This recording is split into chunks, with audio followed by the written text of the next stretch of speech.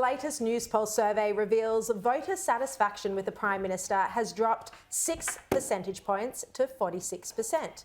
Dissatisfaction rose from 41% in July to 47%. This gives him the first net negative satisfaction rating.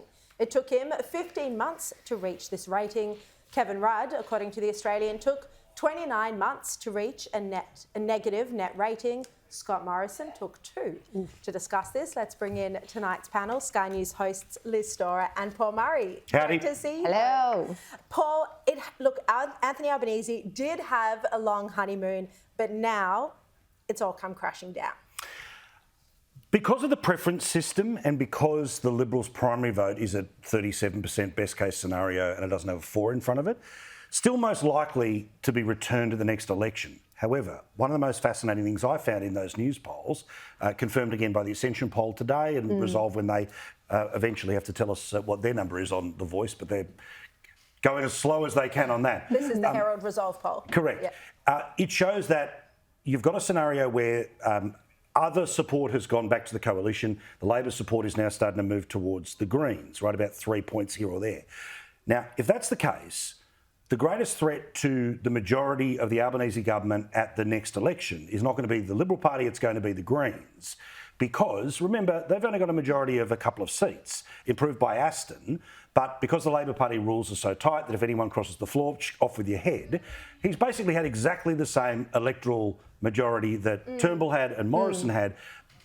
So he's been able to pretend that he's governing by 90 seats, which means he's burning all this political capital, but he doesn't have the backbench to burn. So when we get to an election, now obviously we all know what the message of the next election will be. Don't vote for these guys because black and white, scary noises, all the rest of it. But the reality of Albanese and The Voice is that he had an opportunity to get this done. He could have legislated it in the first week of being Prime Minister. He could have had a referendum by now. But instead, he wanted to drag it all out because his political calculation was that they're so awesome, so amazing, that no one can touch them for 3 years. Well, guess what? 18 months in, 48% of the country say we're on the wrong track. People can see that the guy's priorities are all about the front end of the plane, not the people that they fly over. Yeah, good analogy there, Paul, given all the scandals around private trips at the moment. But Liz, you know, this is coming crashing down on the government. It must be a shock to Anthony Albanese. He was doing well in the polls. He had a friendly media covering him for such a long time. Now you've got multiple scandals piling on top of each other. Absolutely. And I think the biggest scandal is the fact that Australia is currently going through the biggest cost of living crisis many of us have ever seen, whether you want to talk about the housing crisis or just trying to put the food on the table, pay the mortgage, feed the kids, etc. and so on. And all this guy that we've elected to be our leader, look after us, all he can talk about is his pet project. And I think that is reflected in these polls, just as we're seeing with The Voice polling. No one's impressed by that whatsoever. It'll be very interesting to see whether he can dig himself out of this post-referendum. Win or lose, he's going to have a struggle on his hands because they haven't been resonating with the everyday Australian who's just trying to get by. Well, they're also selling a bill of goods and BS.